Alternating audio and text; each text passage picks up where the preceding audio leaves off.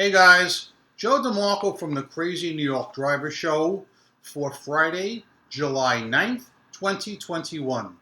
Welcome to another eBay video. Today I'm going to be discussing an unusual situation with an overseas buyer. We're also going to be talking about your comments, questions, and concerns from last week's video. And we're going to take a lighthearted look at the early days of selling on eBay.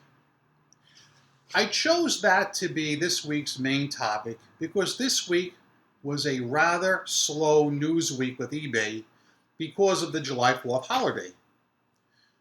In fact, while I'm on that, I sold absolutely nothing on July 4th, which was Sunday, which never happens. I might go 18 hours without a sale, occasionally, but even that is rare.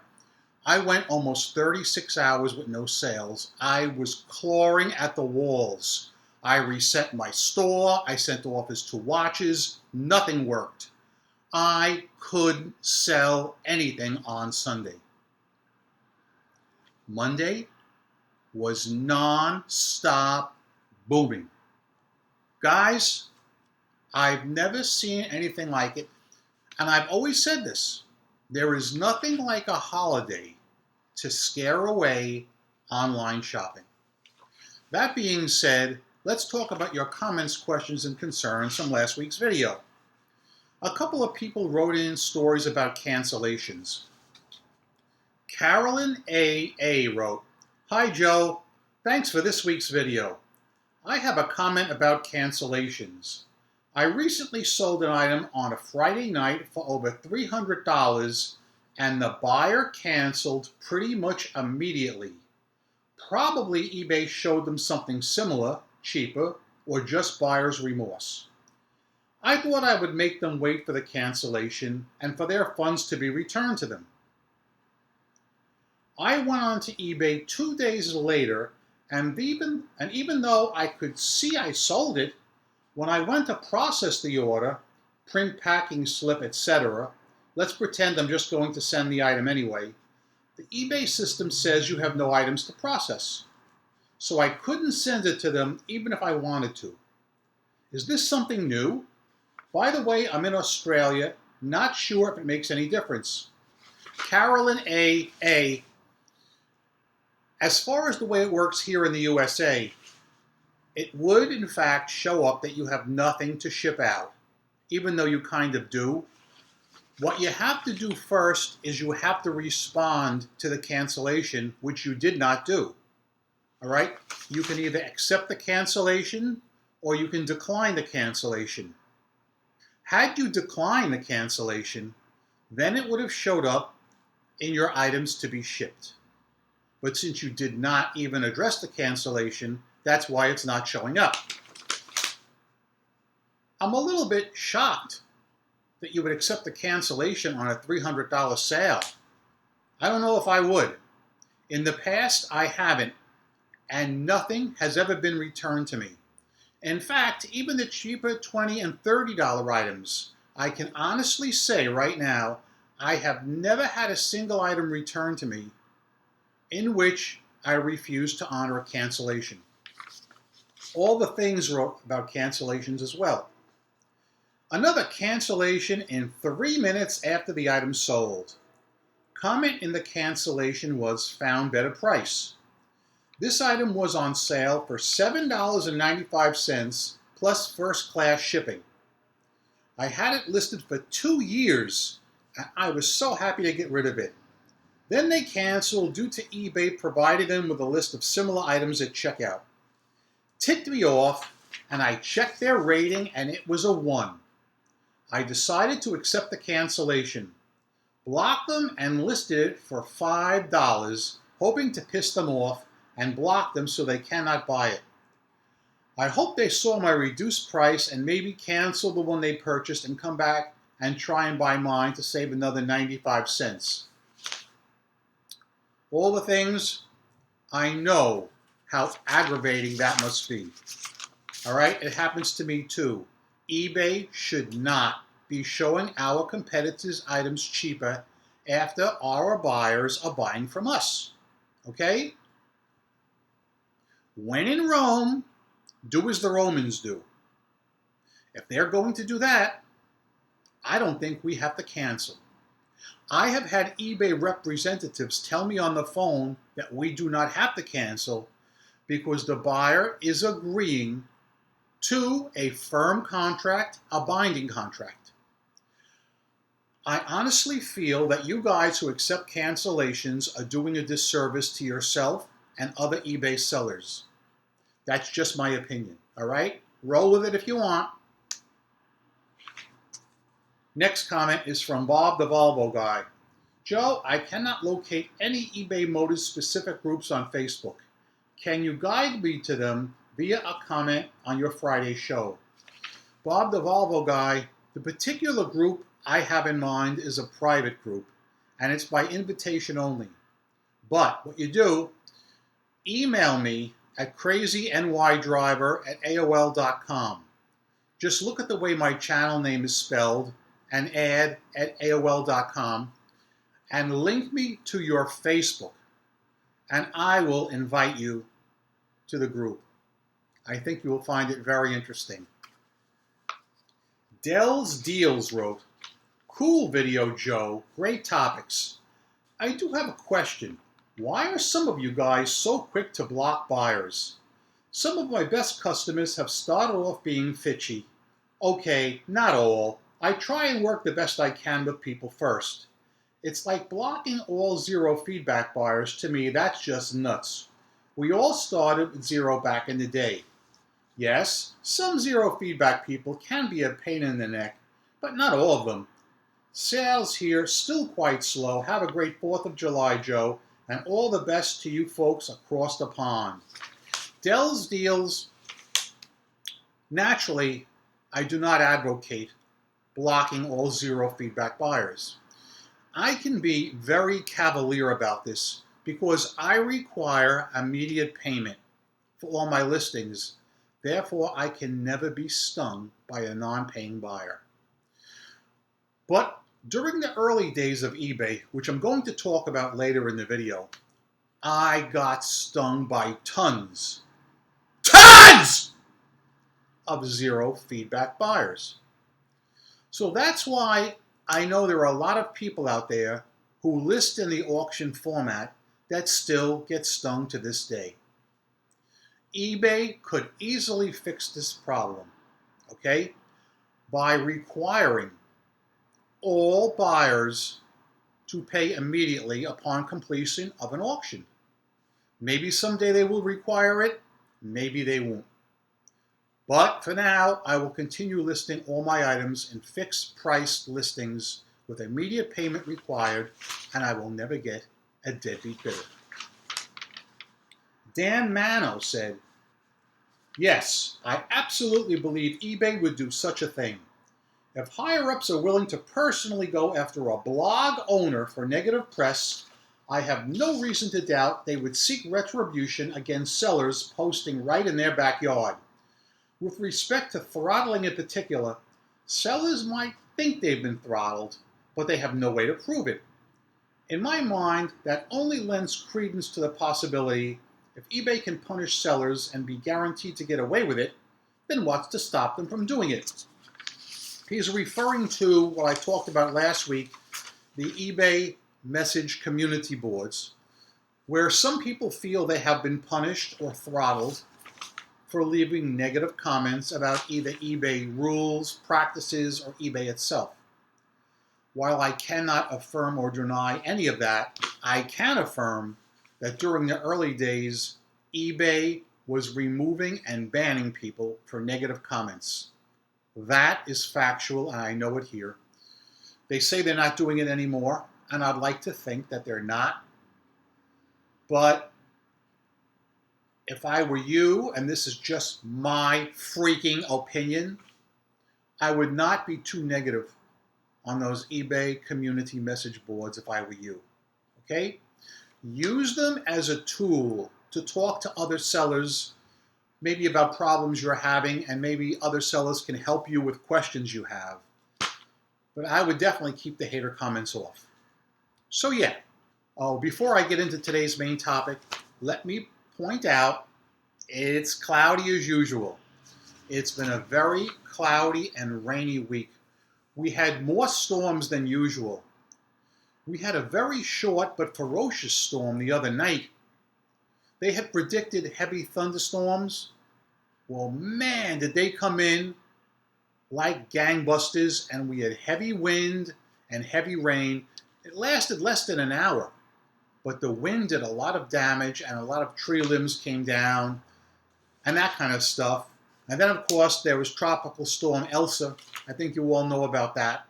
So yeah, we still don't get very many sunny days in the Northeast. Since this was a very slow news week on eBay because of the holiday, and I really don't have any main topics, I'm going to talk and show you guys a light-hearted look at the early days of eBay as a seller. This is something I've wanted to talk about for a long time, but it seems every week there's something really important to discuss, and I never have enough time. But this week I finally do, so let's have at it right now. I joined eBay in 1999, mainly as a buyer, but I did some selling too. During the early days of eBay, let's say maybe before 2005, both buyers and sellers could get away with a lot of craziness. For instance, not that this is craziness, but sellers could neg deadbeat bidders, people who didn't pay. And that is one thing I really enjoyed doing. I am proud to say that I negged 99% of my deadbeat bidders, and I was very happy to do it. And I didn't just leave them a neg for the heck of it. I always worded it very interestingly, correctly, and succinctly. I don't know if you guys just heard that right now, but I heard thunder. We're going to have a thunderstorm, and it's going to be live here on the Crazy New York Driver Show. So, when a person would buy my item and not pay, I started out, once they didn't pay and the case was closed in my favor, they would get what was called a non-payment strike. And what would bum me out is these deadbeats would contact eBay, and like that, eBay would remove the non-payment strike. I would then leave the buyer negative feedback right away, saying something like, deadbeat bidder, did not pay, do not sell to this person. And the deadbeat bidder, whether his feedback was 0 or 500, many times would turn around and leave me negative feedback, even though they never paid. Strange and hard to believe today, but eBay allowed it, and back then, eBay adopted a laissez-faire attitude. Hands off, they would not remove any negative feedbacks, even unjustified ones. Thankfully, that's not the case today. So at first, it didn't bother me too much when these people would neg me back, because my account could handle a few negatives. It would knock me down to 99.8, then 99.7, 0.6. But these people that never paid always went into the red. Usually -1, sometimes -2, -3. I once saw a -7. Unbelievable. So like I said, it would really hurt their account more than mine, even though it seems they didn't care about their account. After a few times of getting unwarranted negative feedbacks like that, I decided to change my MO. I decided to time it out on a calendar and wait to the last possible day to leave the negative feedback. And that worked out great. All right? Or did it? Well, what would happen is, let's just say today's January 1st, and a case closes, the person never paid me. Back then, I think we had 3 months. 3 months! To wait to leave feedback. So what I did, I had a notebook just like this, okay? And I would write down the date. For instance, I would plot it out, January, February, March, April, put the date. April 1st. Leave negative feedback for John Smith 27. I would put the listing number. I would put everything. I had pages full. And I would wait till the very last day and I would neg the guy. And it was too late for him to neg me back because the time had elapsed. Get it? And that worked out great. The only time I did not adhere to this was when there was a major holiday. When there was a major holiday, I could not resist. So let's say I had a deadbeat bidder on December the 1st. He didn't pay, the case closes, he gets an unpaid item strike. I would not wait 3 months. I couldn't control myself. On December 25th, Christmas, I would gamble and I would write something like, deadbeat bidder, never paid. Do not sell to this person. And then in capital letters, Merry Christmas with exclamation points after it, or a smiley face. Oh my God, nothing brought me greater joy than that. I did it on Christmas, New Year's, Easter, and Thanksgiving. The 4 major holidays. Oh my God, Tool House. There used to be a site called Tool House where you could go back and see feedback people left. Oh my God, I'm so sad they took that site down, or I would screen capture some of my famous comments over the years, but I really enjoyed doing it. And I took a chance by leaving the negative feedback early that the person could retaliate against me, and sometimes they did, and sometimes they didn't, but who cares? It was worth it to get those snarky comments in. I remember when eBay first offered PayPal, it was not mandatory for us to take it. Let's say around 2008. Don't quote me on the year. And I wasn't taking it back then because PayPal was allowing, in my opinion, a lot of scamming, and a lot of sellers were complaining. And I would have back then, no PayPal, no, no, no, right in the listing. People wouldn't read it. They would buy my item and refuse to pay. And they would come right out and say, I'm not paying you because you don't take PayPal. Go right ahead and give me an unpaid item strike. I don't care. So I gave them what they wanted, an unpaid item strike and some nice red negative feedback. So yeah. During the early days of eBay, I don't know if you could exclude certain countries. The eBay Global Shipping Program had not yet been rolled out. So during my early days, I was willing to ship to other countries. And the way I would do it is I would have the person send me a money order. No, not a money order. I would have the person wire the money to me, okay? And it was very, very inconvenient, those wire transfers. I had to get down to the store. What the heck was the name of that company? Isn't this embarrassing? I can't think of the name of it. The name of that company everybody used to use for wire transfers. Well, anyway, it'll come to me at some point during the video. And the store was down in Hackensack. It was way out of my way to go to, but I would do it to complete the sale. And one of the problems I noticed was not only did I get a lot of zero feedbackers not paying me, I got a lot of people from the country of Turkey from not paying me. So the only way I could exclude them during the early days was by typing in, do not bid on my item if you have zero feedback, and do not bid if you're from Turkey. Okay? I had that in all my items. So you want to hear a funny story?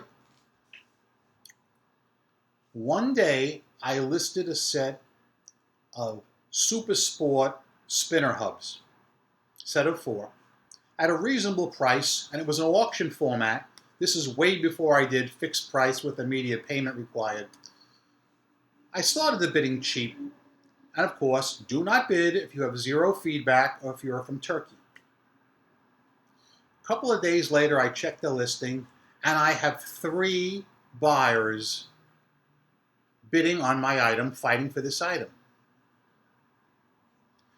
All 3 bidders had 0 feedback, and all 3 bidders were from Turkey.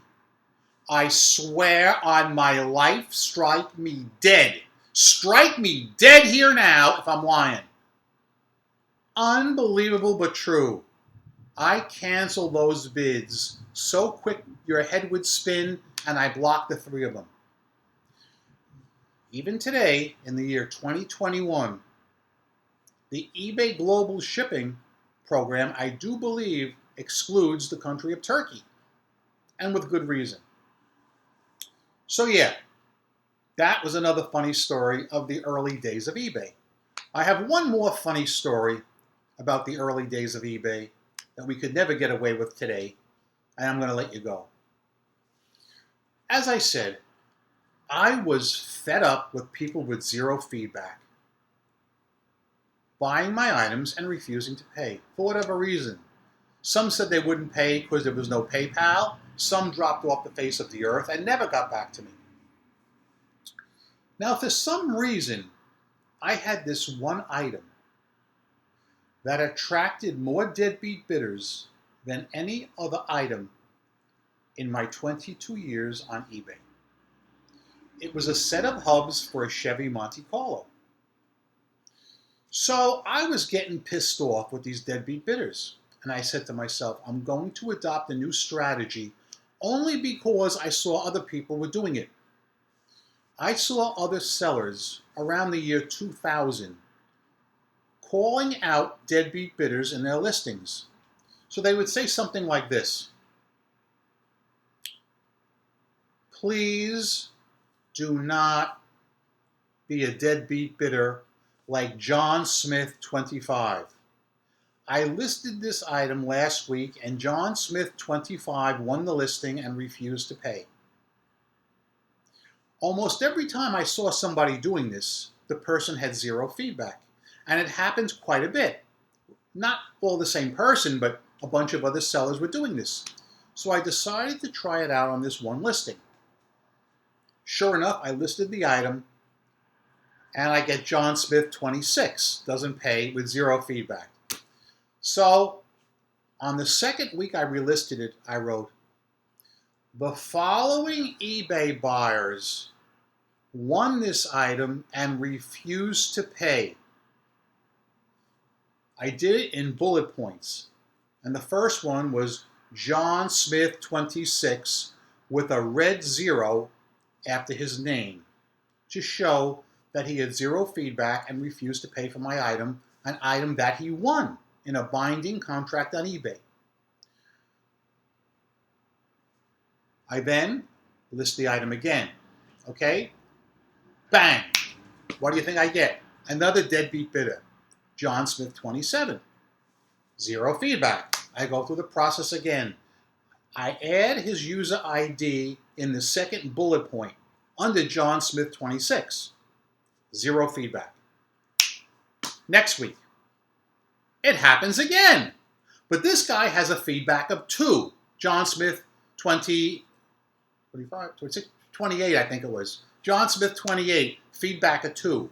So I put a 2 in parentheses, but I didn't put it in red because he had 2 successful deals. Guys, how many John Smith deadbeat bidders do you think I went through on this one listing? I'm going to stop. I'm going to take a drink from the Fox News Cup of Life, and while I'm doing this, yell out your guess. This is the ceremonial Fox News Cup of Life. Happy is he who drinks from it on this cloudy day.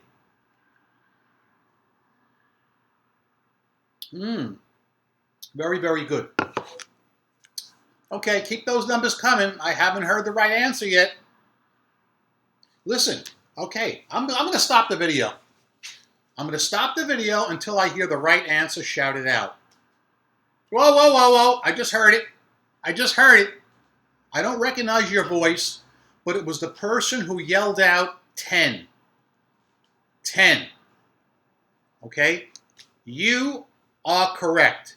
I listed this item 10 weeks in a row, and I got 10 deadbeat bidders. And I think 8 of them were zero feedbacks. And the last guy, bidder number 10, refused to pay. And he had the absolute incredulous balls to say to me, "Don't add my user ID to the list." That he could read. He read of all the deadbeat bidders I had before him. So I went ahead and I added him anyway. And he had a few successful transactions, but not a lot, but more than anybody else. So let's just say 20. After I added him to the list, the Rogues Gallery, he contacts me back and says, "Take my name off or I'm going to contact eBay." I said, "Go ahead and contact eBay. Tell them you're a deadbeat bidder too." And his name stayed up. Okay? Eventually, a legitimate customer, I guess it was week number 11, finally purchased the items, and that ended it all. But I swear on my life this actually happened around the year 2000 on the year eBay. That is just another example of the craziness that was being an eBay seller during the early years. Back then, sellers had absolutely very little protection on eBay, as you know. And buyers, they didn't have too much protection either. There was a lot of craziness going on. Now in 2021, eBay bends over backwards to protect buyers, in some cases when they shouldn't. The seller protection is not all it's cracked up to be. Maybe it will get better, maybe not. It's still better than the dark days of Donahoe, when it seemed that there was an all-out war against sellers. I feel right now that the seller protection is a lot better than those days. All right? Oh, 2 more stories I got to tell you. I'm sitting here like I have all the time in the world. 2 more stories. I hope I have time for all this. I had another zero feedbacker dick me over. The person bought an item from me, a wire wheel, almost 2 months ago. I never heard from them. And they left me negative feedback saying that they're very unhappy that the item did not come with the locking hardware. But if you look at the description of my listing, it clearly says no locking hardware is included. So I called eBay customer service concierge. They took one look at the listing. Bang! They knocked the negative feedback right off. And it was gone. Gone in 60 seconds. But this person went on a tirade. They didn't just write something to the effect that no locking hardware was included. They wrote a full-fledged paragraph. And it seemed kind of sketchy to me that a person with zero feedback would go through so much trouble to neg a seller. Keep in mind, at no point in the almost 2 months did they contact me or ask me about the hardware. Do you hear that thunder? Look at how that water is gushing down the hill across the street. Look at this.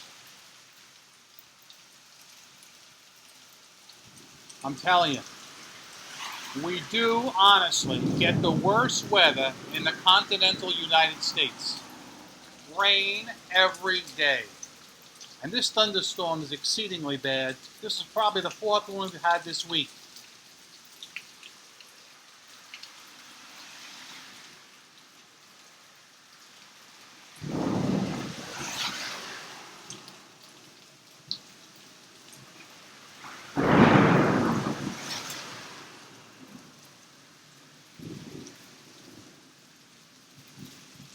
So you guys sit back and enjoy your beautiful sunshine while we suffer here in the Northeast. It's crazy. It's crazy. I know I read a comment earlier in this video where somebody wrote in about blocking zero feedbackers, but I do understand why there are a lot of eBay sellers that would love to do that. I definitely understand, and I know the old story. We all started with zero. That's true. I get it. I think what would solve the problem is to stop zero feedbackers from leaving negative feedback, period, until they hit a certain threshold, whether it be 5 feedbacks, 10, whatever. That would stop the problem, but I don't see eBay doing it. One more quick thing happened this week before I let you go. It was really weird. I do pretty well with eBay's global shipping program. And most of the items I sell overseas are for classic cars, like cars from the 50s and 60s, because the parts are in so much great demand over there, which is understandable. But a couple of weeks ago, hey, something just sold!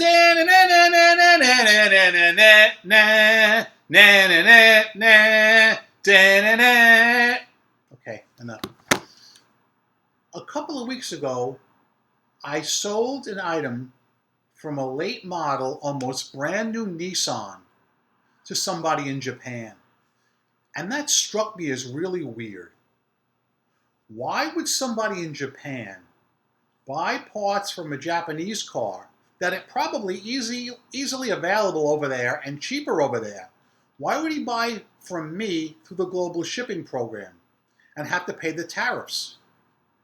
He bought a set of 4 hubs.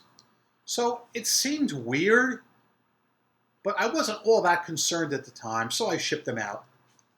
He got the caps, and he writes to me 8 o'clock in the morning on the 4th of July. That was suspect right there. Who writes 8 o'clock in the morning on the 4th of July, a national holiday, which happened to be a Sunday? Now, I realize over in Japan there's a time difference. I get that, and I do understand that. But this guy went through the trouble of drawing.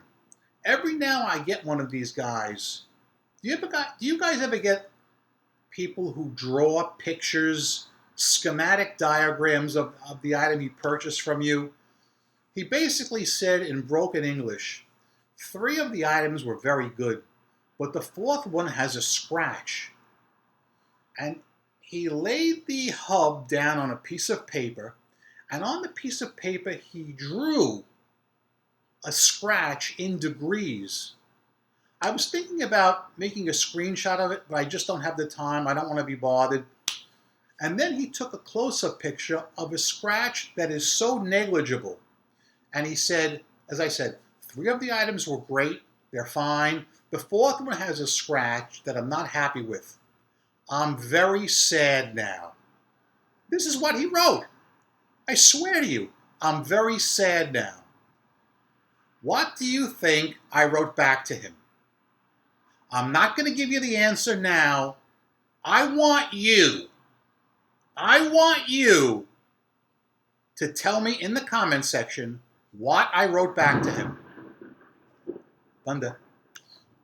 And I guarantee you there's one person watching this video that's going to get the right answer. I won't say who it is, just my gut feeling. That being said, I got to bring this to a close, guys, because the thunderstorm is starting, and I don't want to upset you any more than you've already upset! Remember, I'm Crazy New York Driver, and you're not. Thank you for watching this video. Every Friday night, I make these videos to try and help you stay successful on eBay. If you think I'm doing a good job, please leave me a thumbs up. It tells me I'm on point and appreciated. If you don't think I did a good job, tell me in the comment section what you want me to hit up, and I'll be glad to try and do it next week. Remember, I'm a seller friend, not a seller critic or skeptic of any kind. I've solved a lot of problems. I'm still making money online. I've never worn a mask on any of my videos, and I never will. I've never distorted my voice. I feel that's dishonest and unscrupulous. So heck yeah, I'm a CEO and a CFO of my own company.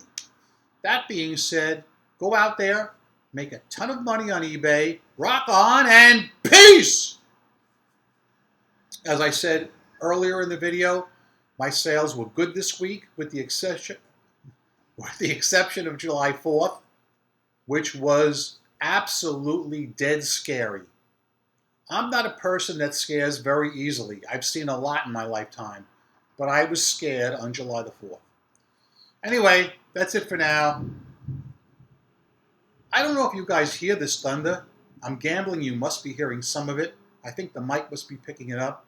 The rain hasn't started yet, but it's going to come down in buckets. In freaking buckets. So yeah.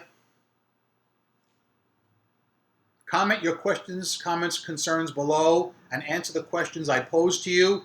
And for God's sakes, don't be bitchy!